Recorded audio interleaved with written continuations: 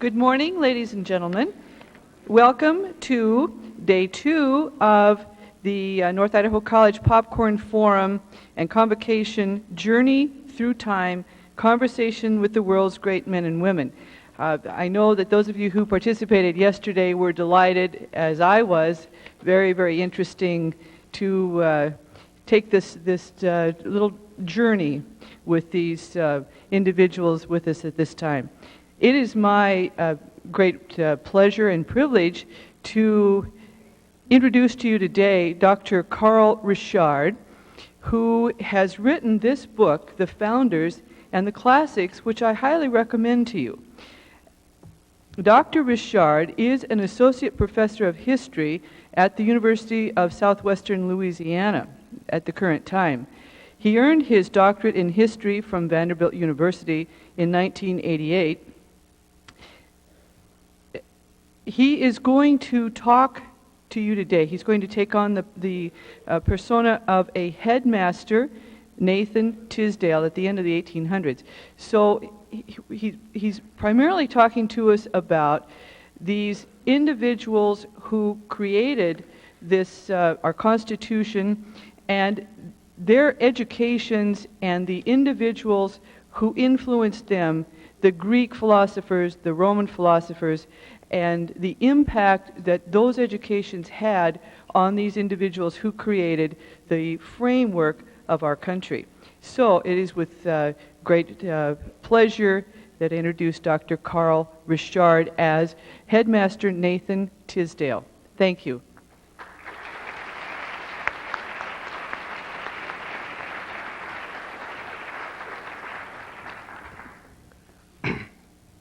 Good morning. My name is Nathan Tisdale. I have been headmaster at the grammar school in Lebanon, Connecticut for nearly half a century. My friends say that I look younger than my 70 years of age. I attribute my youthful appearance to clean living. As you know, I have been asked to speak to you beginning schoolmasters about what makes a successful schoolmaster. Without being immodest, I consider myself well qualified to undertake such a task. In my day, children came from each of the 13 colonies, as well as the British West Indies, to attend my school. Among my students were John Trumbull, who was later the most famous painter of the Founding Fathers in the Revolutionary War, as well as numerous future statesmen. But before I begin, I must apologize for my outlandish attire. My tailor has been experimenting with new designs, and this was his response to my request for a new set of clothes. He claims that this style will one day be the fashion, but frankly, I think he has gone quite mad. If I had possessed other clothes to wear today, I would surely have worn them, and I hope you will not consider my attire an affront, or worse yet, a mark of frivolity. I also beg your pardon in advance in case my voice should break or fail altogether. I have contracted the influenza. I was reading Homer's Iliad under a tree a week ago and became so enraptured that I failed to repair to safety when a blizzard came through, which is how I contracted it. I also lost 4 toes in the blizzard from frostbite, but it was a small price to pay to finish Homer. And the gods be praised, I didn't lose any fingers, so I am still able to turn the pages. As you know, a boy generally begins instruction at grammar school at the age of 6 or 7. The school day typically proceeds from 8 to 11 in the morning and from 1 until dark in the afternoon. The learning process generally begins with the memorization of the grammatical rules contained in Ezekiel Cheever's short introduction to the Latin tongue. The pupil then translates Marthyrius Corderius's colloquies into English. At more advanced stages, he translates Cicero's orations or his epistles, followed by Virgil's Aeneid. In each case, the first day the pupil translates a given passage aloud. The second, he writes out his translation. And the third, he converts his own English translation back into Latin in a different tense. When he is well advanced in Latin, he then takes up Greek, again memorizing the grammatical rules before translating passages from the New Testament in the original, the histories of Xenophon, and Homer's Iliad and Odyssey. Finally, the student converts Greek passages into both Latin and English. He also encounters the ancients in his other studies, for instance, Aristotle in his rhetorical and logical training, and Euclid in his study of mathematics. This system of training began in the Middle Ages and has since been handed down from generation to generation in every civilized country in the Western world. It is to be devoutly wished that this system will never die. Remember that the word grammar in grammar school refers to Greek and Latin grammar, not English grammar. It has only been since the American Revolution that English grammar has been admitted into the sanctum of scholarly studies. And in my humble opinion, and in the opinion of numerous colleagues, this practice represents a gross erosion of standards. A boy can learn English from his mother. Grammar school should be reserved for serious study. I do not wish to insult you, but I must say that many new grammar school masters, such as yourselves, are ill-prepared, possessing only a superficial knowledge of the classics. I would not go as far as William Hooper of the University of North Carolina, who sniffs that too many schoolmasters, if they have diplomas in their hands, must be confessed to have more Latin in their hands than in their heads. He adds that a visitor to a typical grammar school is likely to, quote, hear a class of little marble players recite a lesson in Caesar, giving poor Julius, alas, more stabs than he received from the daggers of all the conspirators in the Senate House, and avenging the Gauls upon him for all of his murders.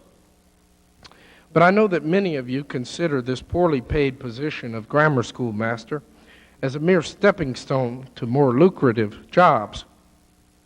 Many of you are 19 or 20-year-old recipients of recent bachelor's degrees, planning to teach only until you have earned the funds necessary to pursue the requisite masters in divinity. Unfortunately, this attitude causes a constant turnover of teachers, which does great damage to learning. Whatever your plans, I would have you consider teaching methods very carefully before you enter this noble profession.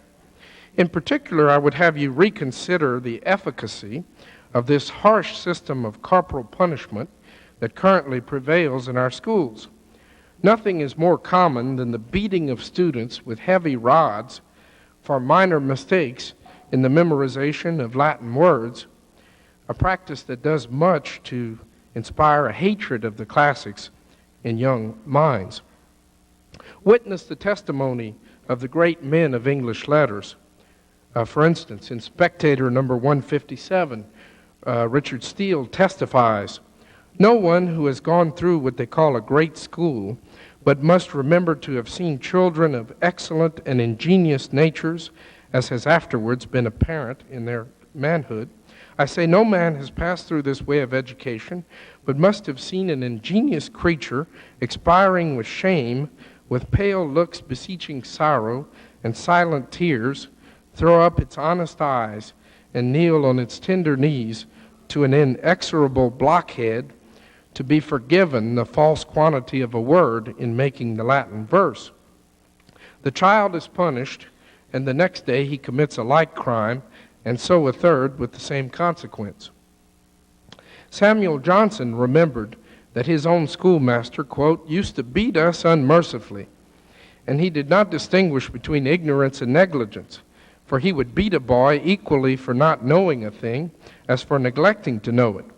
He would ask a boy a question, and if he did not answer it, he would beat him, without considering whether he had an opportunity of knowing how to answer it. For instance, he would call up a boy and ask him the Latin word for candlestick, which the boy could not be expected to be asked. Edward Gibbon, the author of The Decline and Fall of the Roman Empire, recalled, "By the common methods of discipline, at the expense of many tears and some blood, I purchased the knowledge of the Latin syntax. The great patriot Josiah Quincy Jr. recalls his terror upon entering Phillips Academy at the tender age of 6. Quote, "The discipline of the academy was severe, and to a child as I was, disheartening. The preceptor was distant and haughty in his manners. I have no recollection of his ever having shown any consideration for my childhood. Fear was the only impression I received from his treatment of myself and others. I was put at once into the first book of Cheever's Accidents and obliged with the rest of my classmates to get by heart passages of a book which I could not from my years possibly understand. I cannot imagine a more discouraging course of education than that to which I was subjected. I needed and loved perpetual activity of body, and with these dispositions I was compelled to sit with 4 other boys on the same hard bench daily, 4 hours in the morning and 4 in the afternoon, and study lessons which I could not understand. That Mr. Quincy went on to become a great lover of the classics and a great patriot is a tribute to the power of the classics and not to the blockhead who taught him. Indeed, a few schoolmasters must be considered disciples of the Marquis de Sade. One man, whom I will not dignify with the title of gentleman, named Sawney, terrorized his students at the distinguished Boston Latin School. One of his students, Rufus Dawes, ruefully recalls his brutal sense of humor. "Well," continues Sawney, switching the air with his cane, "well, muttonhead, what does an active verb express?" After a little delay, "I'll tell you what he expresses," he resumes, bringing the stick down upon the boy's haunches with decided emphasis. "It expresses an action and necessarily supposes an agent," flourishing the cane, which descends again as before, "and an object acted upon, as in castigo te, I chastise thee. Do you understand?" Yes, sir, replies the boy, doing his best to get out of the way of the rattan. But Sawney is disposed to let him off so. "Now tell me when an active verb is called transitive." "I do not know, sir," drawls Bangs doggedly. "Don't you?" follows Sawney. "Then I'll inform you. An active verb is called transitive when the action passeth over, whack, whack, to the object. You, whack, are the object. I am, whack, the agent. Now take care how you go home and say that I never taught you anything. Do you hear? Whack." It need hardly be said that I oppose such brutality with every fiber of my being. Rather, I would take as my model the rare humanity of John Davis, instructor of Petersburg, Virginia Academy, who advertises that no corporal punishment will ever be employed in his school, quote, "because beating the body debases the mind," end quote. What is our chief task as grammar school masters? Our task is to prepare students to continue their classical training at a university. There they will delve more deeply into the ancient wisdom of Greece and Rome. When they complete this rite of passage, they will be recognized as gentlemen. As Robert Saunders informed graduates of the College of William and Mary, "You have separated yourselves from the throng who grope in the night of ignorance, scarcely conscious of the possession of intellect." He added that by virtue of having completed this rite of passage, the young scholars were, quote, "entitled to that homage which the awakened intellect universally commands." I realize that in recent times the requirement of Greek and Latin in the schools has come under unprecedented assault.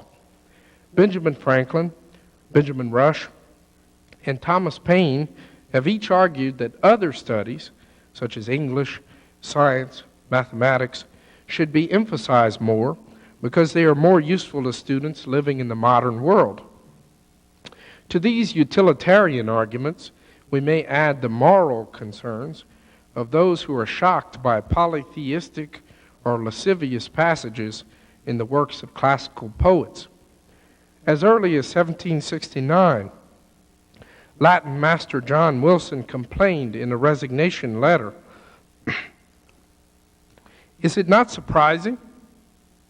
Is it not monstrous that Christian children intended to believe and relish the truths of the gospel should have their early and most retentive years imbued with the shocking legends and abominable romances of the worst of heathens, and should be obliged to be pimps of the detestable lusts of Jupiter and Mars, attend the thefts and villainy of Mercury, or follow Aeneas on his murdering progress, all the actions and sufferings of the great and worthy propagators of our holy religion that succeeded the apostles are totally hid from their eyes?" But I propose to show that, in general, the classics are both useful and moral, and that it was the classical training that the founding fathers of this young nation received at grammar schools, such as those at which you are about to teach, which instilled in them the qualities necessary to their success. Hopefully, this will inspire you to apply yourself diligently to your teaching so that you may, in turn, inspire the future leaders of this nation. Perhaps none of the founding fathers loved the classics as much as Thomas Jefferson. Jefferson's fellow students at the College of William and Mary recall that he carried his Greek grammar with him wherever he went. His library was filled with classical works, even a Latin cookbook. His grandchildren paraphrased him thusly: "If he had to decide between the pleasure derived from the classical education which his father had given him and the estate left him, he would decide in favor of the former." One granddaughter added, "I saw him more frequently with a volume of the classics in his hand than with any other book."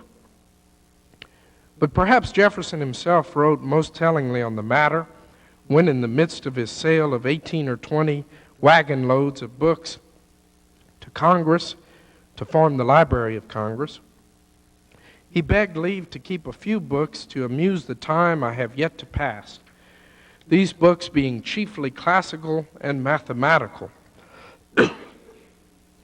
Jefferson was so fond of quoting Greek passages in his letters that John Adams finally protested, "Lord, Lord, what can I do with so much Greek?" Jefferson stated in 1810, "I read 1 or 2 newspapers a week, but with reluctance give even that time from Tacitus and Homer and so much agreeable reading."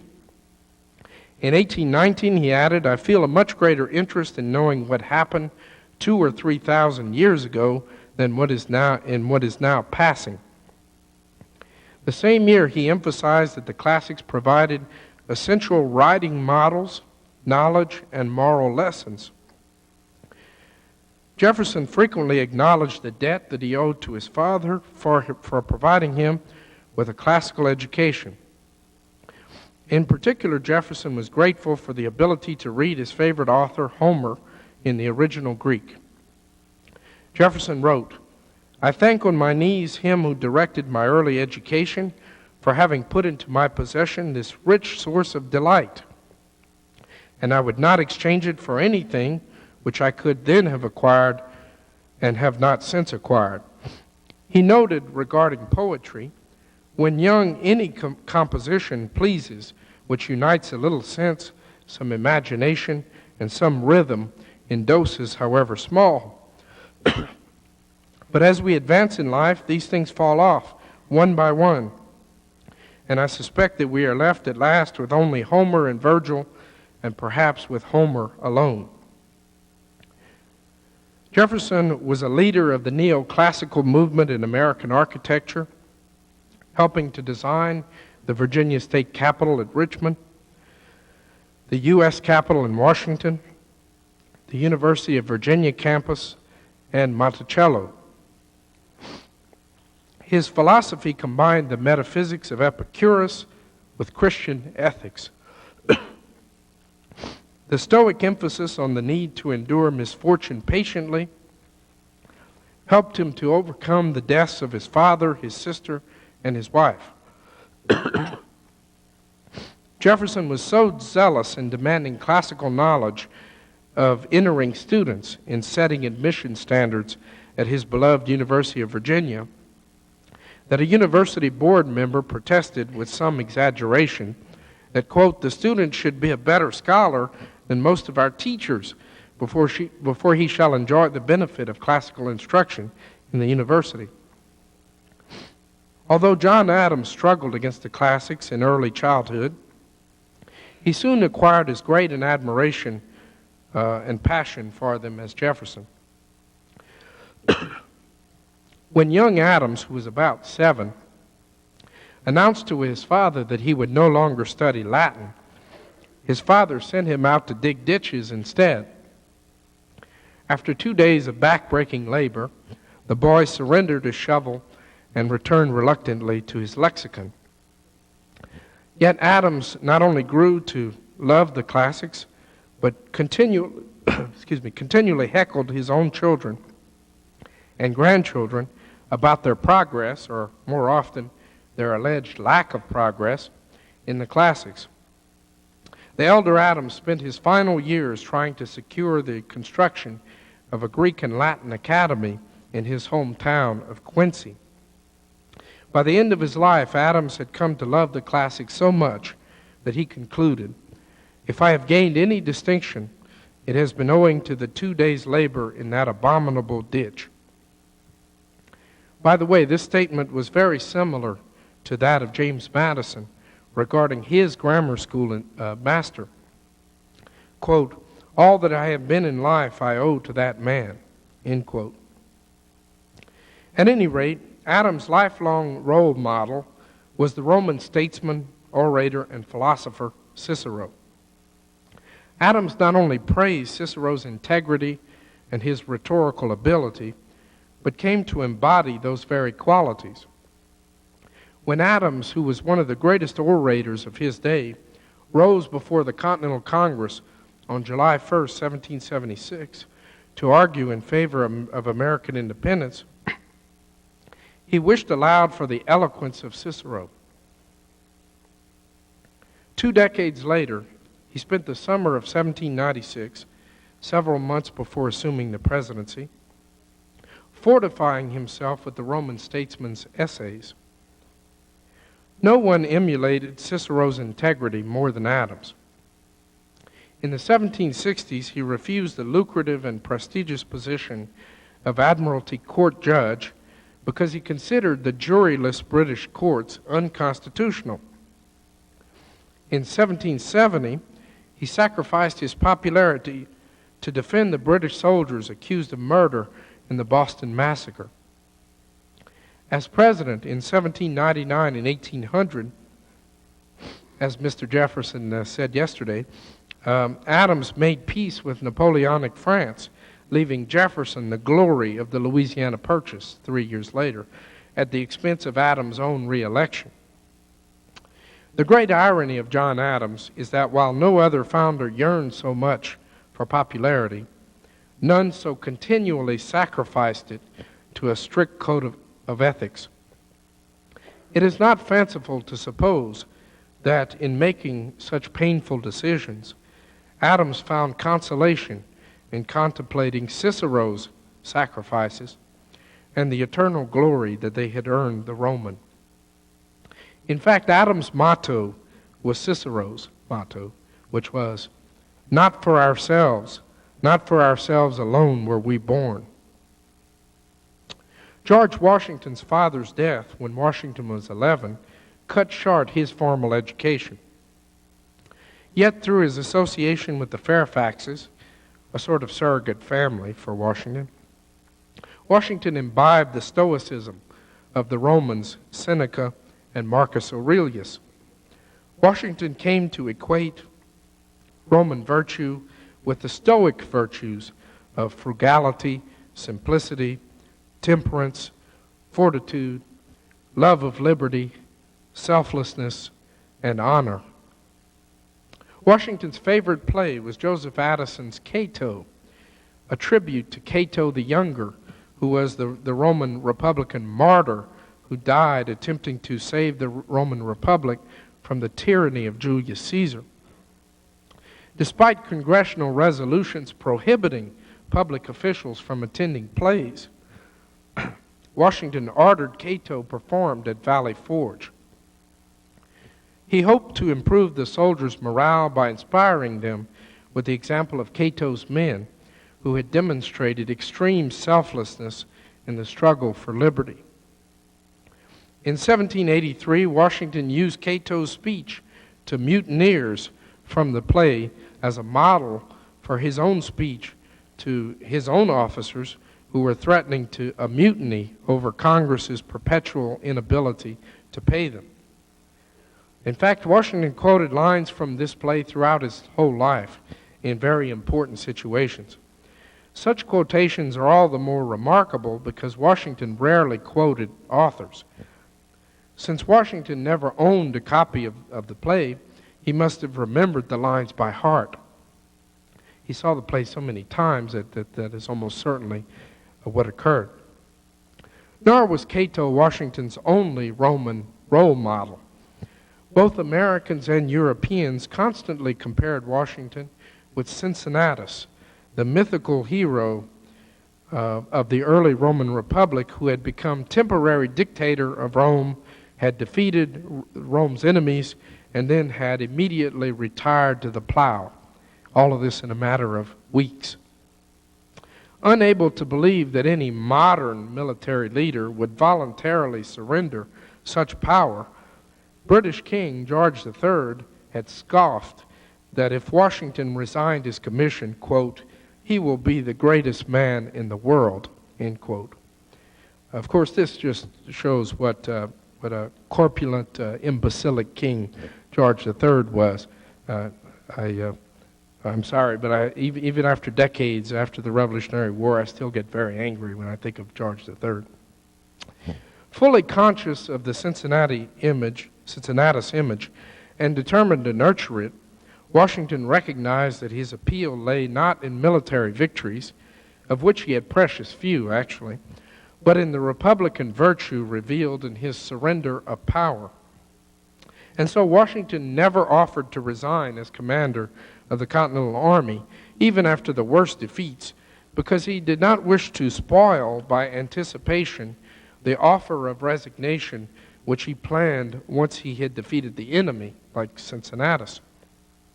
But as soon as he defeated the enemy and the war was over, in 1783, Washington, following the image of Cincinnatus, withdrew completely from public life, even going to the extreme of resigning from his local vestry. So he was pursuing this to the nth degree. In his letters of the following year, Washington referred to Mount Vernon as his villa, which was a Latin term that Washington had never before used in allusion to his estate. So we can see that he is beginning to accept the image and nurture it, even though the image began with others. Indeed, the Cincinnatus analogy benefited from a fact so obvious to every schoolboy that it was rarely mentioned. And I refer to the fact that the name George derives from the Greek word georgos, which means farmer. So the Cincinnatus image fit Washington even to his name. And it was only with great reluctance that Washington agreed to serve as president, to come out of retirement, as Cincinnatus would not come out of retirement. But he, with reluctance, finally agreed to serve as president of the Constitutional Convention and then of the United States. And he was reluctant to do that because he feared the loss of his reputation as another Cincinnatus who would surrender power.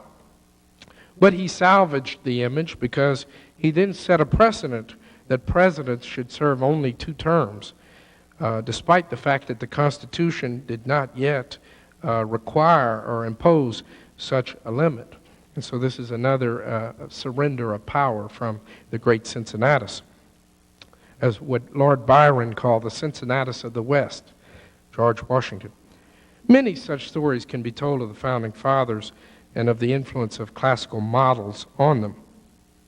Even the critics of the Greek and Latin requirement, Franklin, Rush, and Paine, have merely argued for reading the classics in English translation.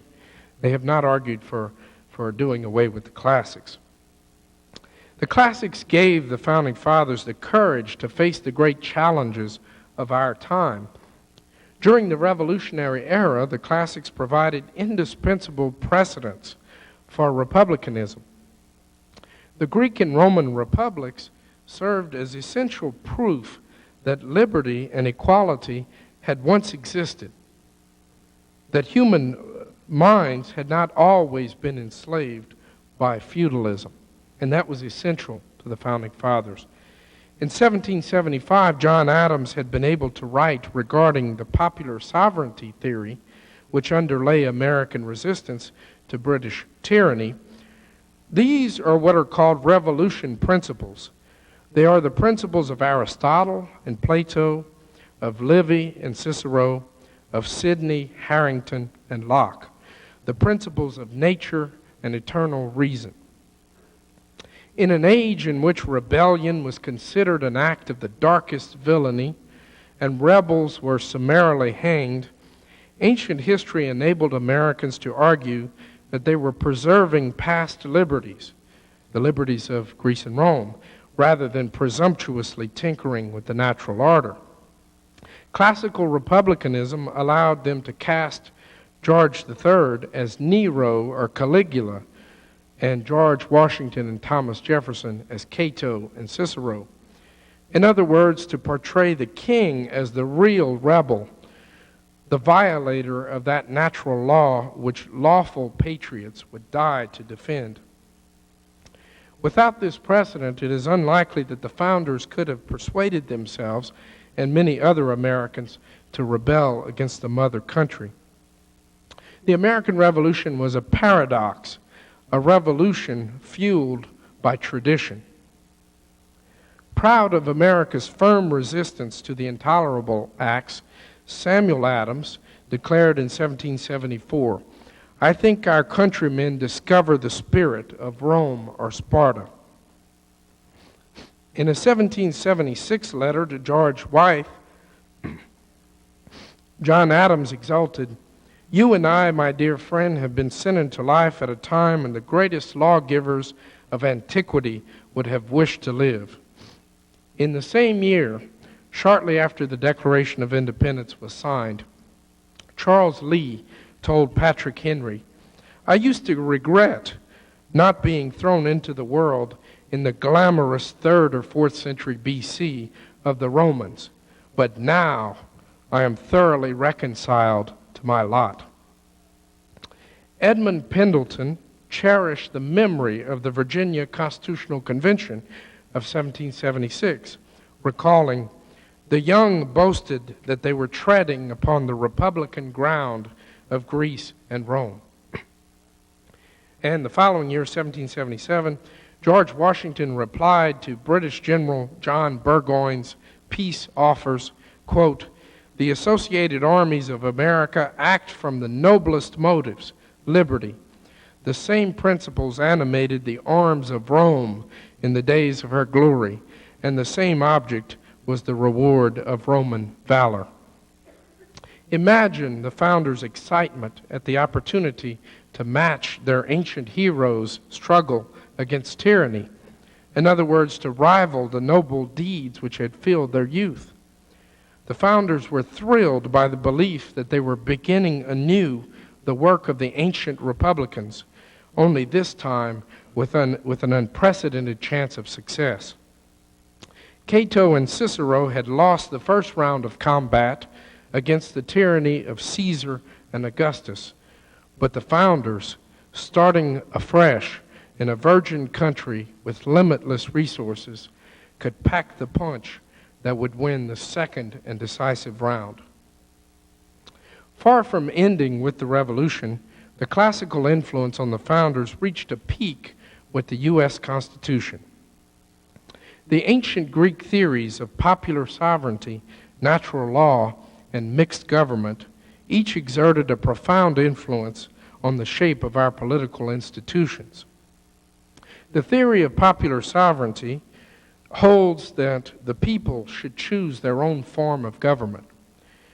And this goes back really to the ancient Greeks. The Stoics placed a particular emphasis on the idea that all power derived from the people. In fact, even the edicts of the Roman emperors were considered to be law, not merely because they represented the will of the emperor, but because the people had supposedly consented to that particular form of legislation. Until the Puritans, the American Puritans, popular consent for the form of government was considered to be demonstrated by the mere absence of rebellion. And it was the Puritans who decided that popular consent could only be established beyond doubt through the drafting of written compacts, which was signed by every adult male in the community. And this written constitution is perhaps America's greatest contribution to political science. Americans did not stop there. They eventually perfected this system of establishing popular consent for the form of government through three things: the special drafting convention, which is a convention chosen for no other purpose than to draft constitution; second, popular ratification, to ratify or reject the finished document; and third, amendment procedures to revise the Constitution peacefully over the years. The second Greek theory which shaped the U.S. Constitution was the theory of natural law. This was the belief in the existence of a code of universal moral laws discoverable by humans. These laws of right and wrong would exist in every society and every culture. And Socrates and Plato argued that humans learned this code of ethics through intuition, that it was inborn. Aristotle and Epicurus disagreed. They claimed that humans deduced natural law through reason, logic, from the outside in rather than the inside out. And the Stoics claimed that it's both. Both reason and intuition were needed to access natural law. But all of them agreed that natural law existed and that humans could deduce it from nature. In modern times, British Whigs like James Harrington, Algernon Sidney, and John Locke revolutionized this theory of natural law by adding a new emphasis, which was on the natural rights of individuals. That's a very big step from natural law to the idea that individuals have rights that are, as Jefferson said, unalienable. The Huguenots, who were French Protestants, first summarized these as the right to life, liberty, and property. Based on this venerable tradition of natural law, the Founding Fathers denounced the threat to their liberty and property posed by parliamentary taxation without representation. They cheered John Dickinson and his rousing declaration in his letters from a Pennsylvania farmer, quote, "Let these truths be indelibly impressed upon our minds, that we cannot be happy without being free, that we cannot be free without being secure in our property, and that we cannot be secure in our property if, without our consent, others may, as by right, take it away." End quote. They agreed that property rights were important, not only in themselves, but as general measures of liberty. Any government powerful enough to infringe on the right of property was powerful enough to infringe on the rights to life and liberty as well. The Patriot consensus on natural rights was well expressed in the Declaration of Independence, concerning which its author, Thomas Jefferson, later wrote, quote, "All its authority rests then on the harmonizing sentiments of the day, whether expressed in conversation, in letters, in printed essays, or in the elementary books of public right, such as Aristotle, Cicero, Locke, Sidney, etc." But the best expressions of the consensus on natural rights were the state and federal bills of rights. Ratified as the first 10 amendments to the Constitution, the U.S. Bill of Rights guaranteed the rights of free expression, due process of law, and compensation for public use of private property. The third and final Greek theory which shaped the U.S. Constitution was mixed government theory. And this goes back to Plato in the 4th century B.C. Plato said that there are three simple forms of government: monarchy, aristocracy, and democracy. Ruled by the one, ruled by the few, and ruled by the many, or the majority.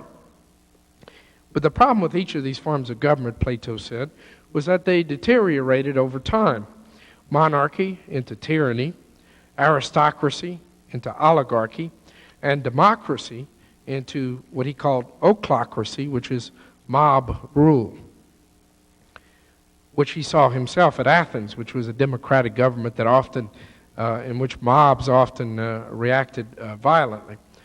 Plato suggested that the best form of government then would be a mixed government, one which balanced the power of these three orders of society: the one, the few, and the many, the king, the landed aristocracy, and the masses. Aristotle then immortalized this theory, making it the centerpiece of his politics, in which he cited numerous examples of mixed government in the ancient world.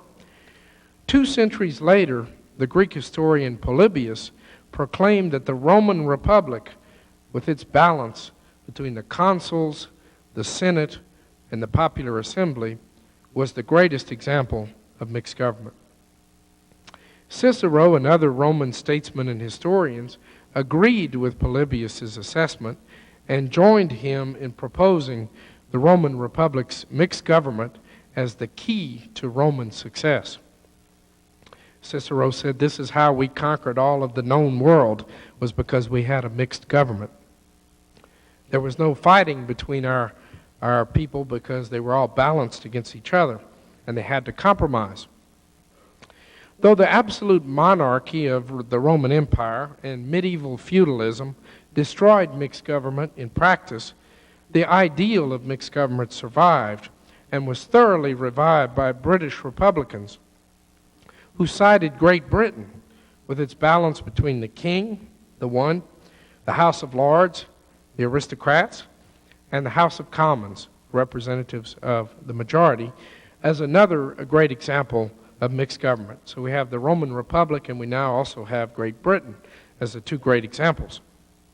So mixed government theory was used to justify not only the British system of government, but also American colonial government, which generally consisted of a governor, the one, a small senate, the few, and an assembly elected by the colonists directly, the many.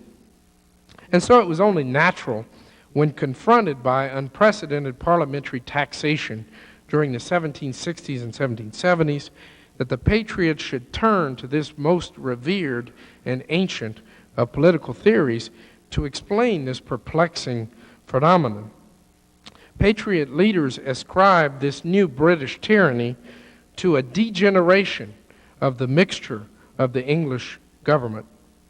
Although the form of the British government remained the same, we still have the king, the lords, and the commons, King George III had corrupted it by and destroyed this delicate balance by using his patronage powers to buy the House of Commons and to pack the House of Lords. And according to the Patriots, this corruption then seeped into colonial governments, where the royal governors, appointed by the king, generally had the power to appoint the upper branch of the legislature, giving them too much power, the Patriots thought. And so just like in the ancient Greek and Roman republics, the source of tyranny was an inadequate mixture. Well, the framers of the new state constitutions, which emerged from the American Revolution, never doubted that their government should be mixed. Rather, they had a uniquely American dilemma. And that dilemma was, how do you have a mixed government in America where you have no monarch, after the Revolution anyway, we have no monarch, and we don't have a titled aristocracy?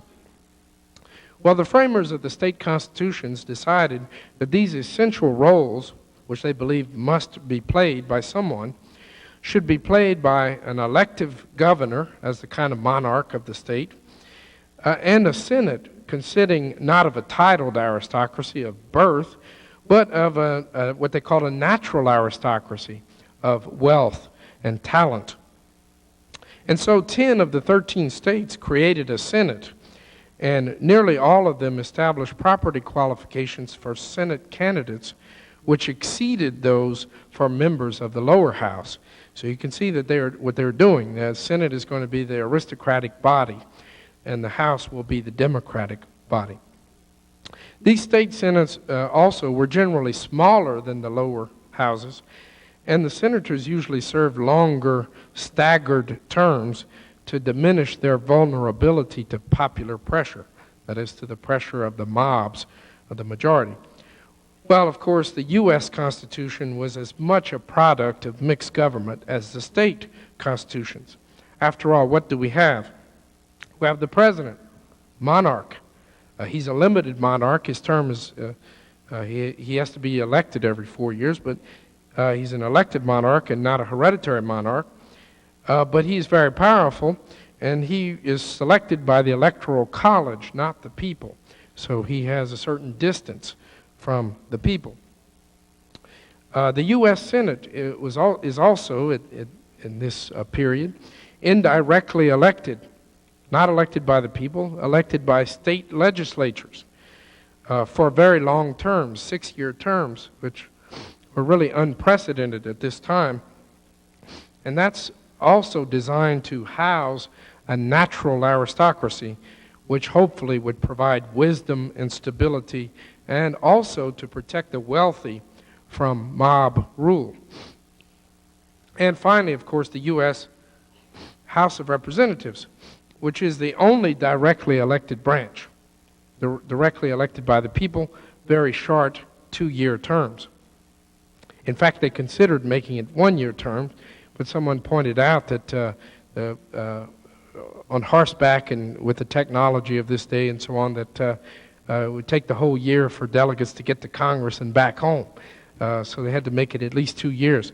So it's designed to be the Democratic branch and represent the masses. At the Constitutional Convention and in published essays, James Madison, who is the father of the Constitution, Alexander Hamilton, John Adams, and numerous other supporters of the Constitution cited Aristotle and Cicero on the benefits of a mixed government. Well, of course, it's true that the theory has since fallen into disfavor with Jefferson, Madison, and other members of the Republican Party who now prefer a representative democracy to a mixed government. But even these Republicans base their defense of representative democracy on yet another classical theory, which is that of pastoralism. They comfort themselves that with the notion that the United States can safely adopt a democracy, however vilified as mob rule by classical political theorists, largely because the abundance of land in the United States will allow for a citizenry of virtuous farmers. Citing Greek and Roman poets, historians, and political theorists, they contend that Sparta and Republican Rome were great, not because they possessed mixed governments, but because they were agricultural societies. The former's lifestyle instills frugality, temperance, independence, and a love of liberty. Thomas Jefferson cherishes this pastoral tradition. His favorite books concerning agriculture are the Roman Columella's De Re Rustica and Adam Dixon's Husbandry of the Ancients. Like other Virginia aristocrats, Jefferson designed his estate, Monticello, to resemble the Roman villas that Pliny and Varro have described. In fact, he also once planned the inscription of a Latin passage from Horace near a small Greek-style temple that he hoped to build on his own burial ground. And this passage exulted in the joys of the rural life. Interestingly, Jefferson removed from the text of Horace's Epode those parts which described elements absent from 18th century Virginia life. For instance, he took out references to shrill war clarions and vineyards, for example. And so by condensing a poem of 72 lines into 32, he presented a picture, however idealized, of his own time and place. Jefferson once wrote in the manner of Virgil and Horace, "Those who labor in the earth are the chosen people of God, if ever he had a chosen people, whose breasts he has made his peculiar deposit for genuine and substantial virtue. The mobs of great cities add just so much to the support of pure government as sores to the strength of the human body. It is the manners and spirit of a people which preserve a republic in vigor." Like the ancient philosophers and poets, Jefferson concluded that the secret to Republican success was pastoral virtue. He wrote, "Cultivators of the earth are the most valuable citizens. They are the most vigorous, the most independent, the most virtuous, and they are tied to their countries and wedded to its liberty and its interests by the most lasting bonds." And so Jefferson predicted, I think our governments will remain virtuous for many centuries, as long as they are chiefly agricultural. And this shall be as long as there shall be vacant lands in any part of America.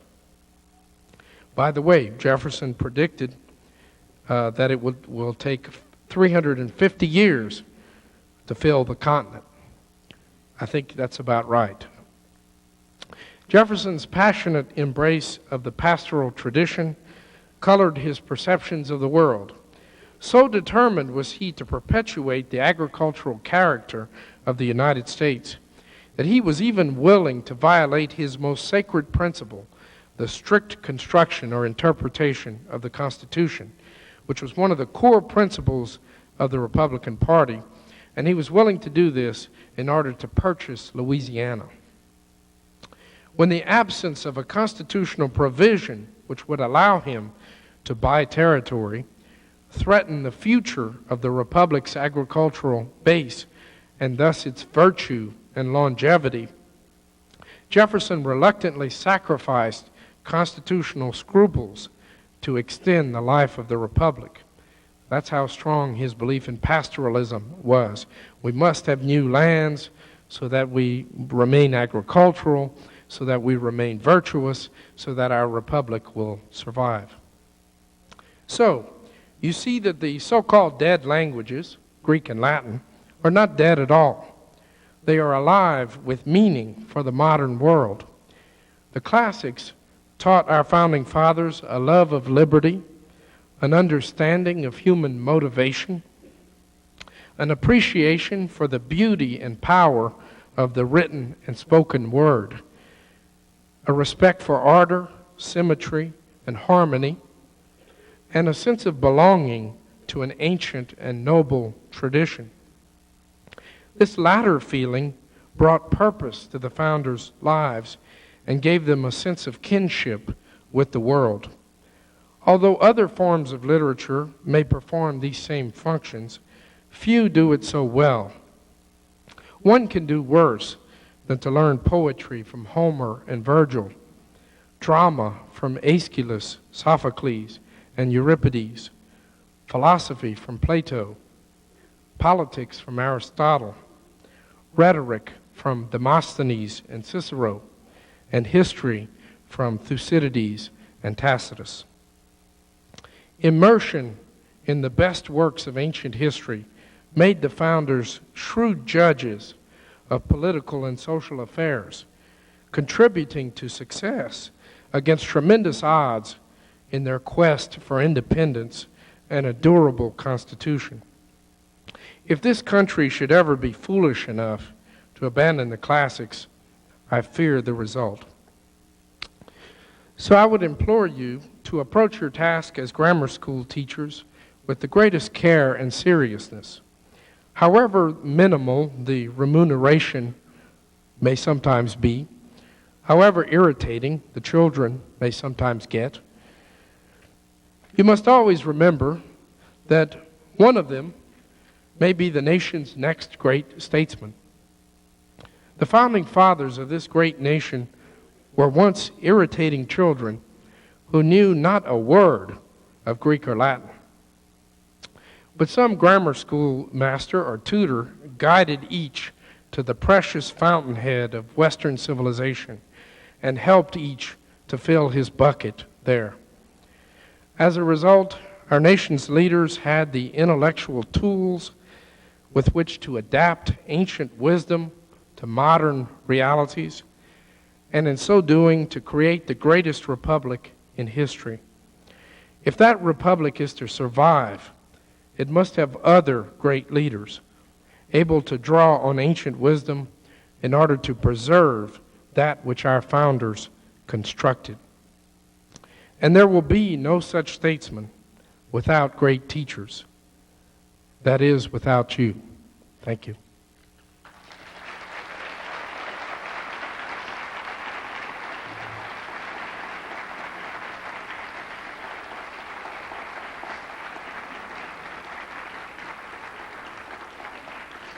Okay, I'm going to step out of character and answer questions as myself. I should explain why. My research has been on the founding fathers and specifically on the influence of the Greek and Romans on the founding fathers. And in researching that, I found the biggest connection was the educational system, which is why I decided to do this as a schoolmaster. I was going to do it as a fictional schoolmaster, and then just a few days ago I ran across the name of Nathan Tisdale and a few details. But I don't consider myself qualified to answer questions as Nathan Tisdale. If you ask about his wife and his dog, I have no idea. I can make stuff up if you'd like, but it would be interesting, but I don't think you would learn much from it.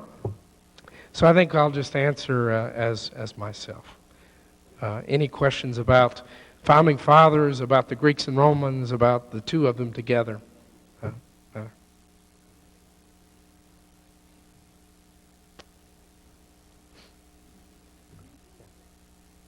sorry.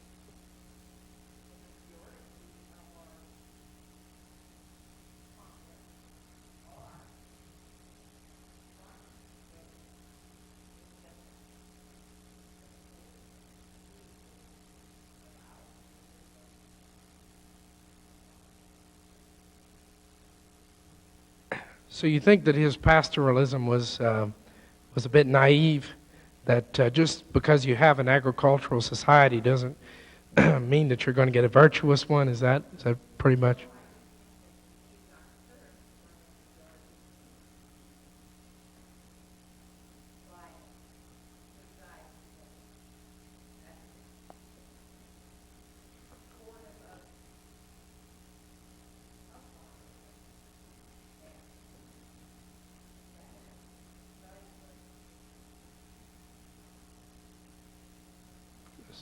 So you feel that society's needs would not be served by a purely agricultural society? Are you saying that? I'm not quite sure what you're saying. Okay.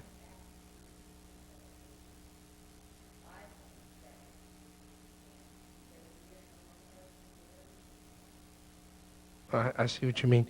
Of course, there have been changes in the government. I was doing this from this time period, but Jefferson and the Republicans they changed their minds. They decided that they wanted to keep the system that the Constitution created, but make it more democratic.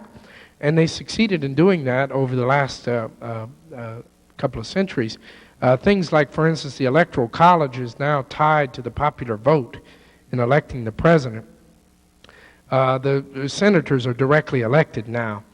There are a lot of little changes that have been made in the system so that it's no longer really a purely mixed system.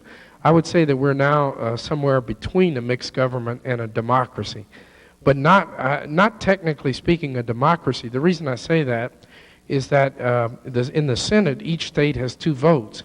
So obviously it's not a pure majority decision when a law is passed. Rural areas do have somewhat of a veto in the sense that rural states get an equal number of senators. If you wanted a pure democracy in classical terms, you would have, I think, a more of a parliamentary system, like in Britain, where the House of Lords no longer decides anything. You have one body, the House of Commons, and the Prime Minister is actually elected by that body, so there's no separate president or anything. And all of the majority will is focused into this one branch. That would be a pure democracy. So I think what we have is sort of a partly mixed, partly democratic. It's a hybrid animal. Anybody else?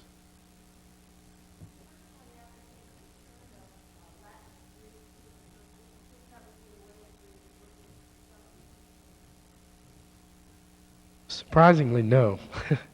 I do think that there were some things that were learned just from the discipline of learning Greek and Latin.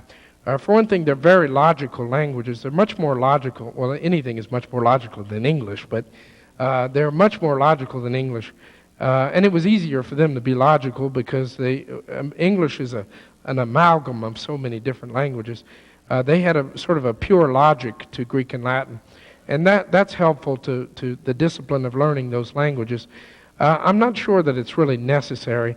I do believe very strongly that we should read the classics more, but I might go along with Franklin or Rush or Payne, who would say that we can read them in translation. I'm not putting down foreign languages. I think that's a useful thing, but it does slow down the amount of material you can read, and it has its own utility, but it's a very different, its utility is in the training of logic. It's not in the learning of material. And so if you're talking, it depends on what your objective is. If your objective is learning the ideas, I think that can best be done in translation.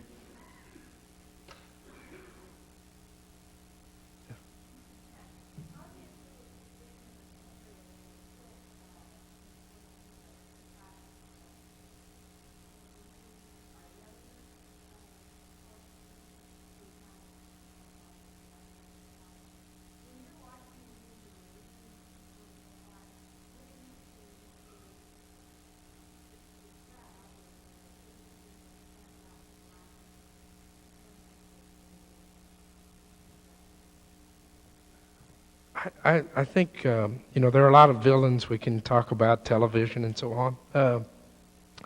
I think part of it is just in the democratization of education.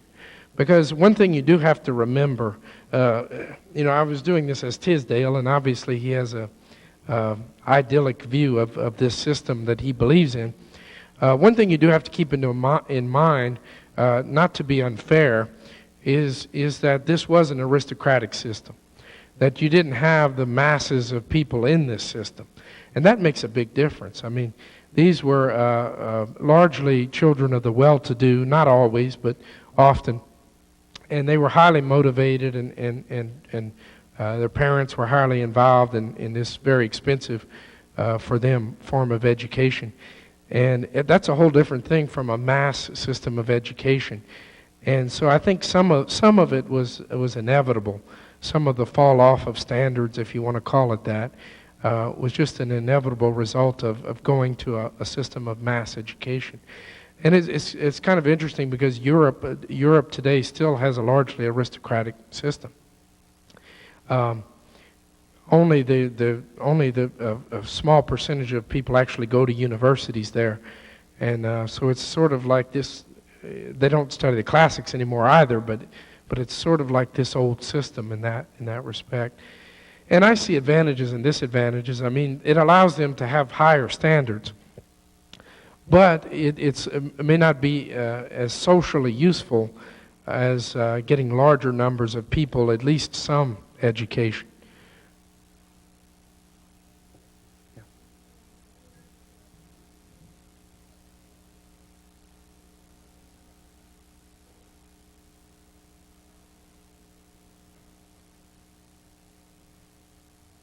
Well, the Greeks did not have very much in the way of formal education. People usually, Greeks usually had a tutor if they could afford it, and there was no such thing as public education and no formalized system. You pretty much attached yourself to a master who would teach you in a very personal way. In fact, Galileo yesterday was talking about the Peripatetics, followers of Aristotle, and the reason that term came to be used, it actually means walkers, because Aristotle met them under this colonnade, and he would walk back and forth as he talked, and they would walk with him, which shows you the real informal nature of that system. Of course, Plato, using Socrates' name, and that gets to be a question, what is really Socrates and what is really Plato?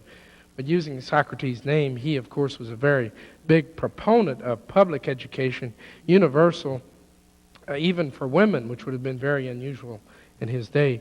But he thought it was essential that the polis train the individual.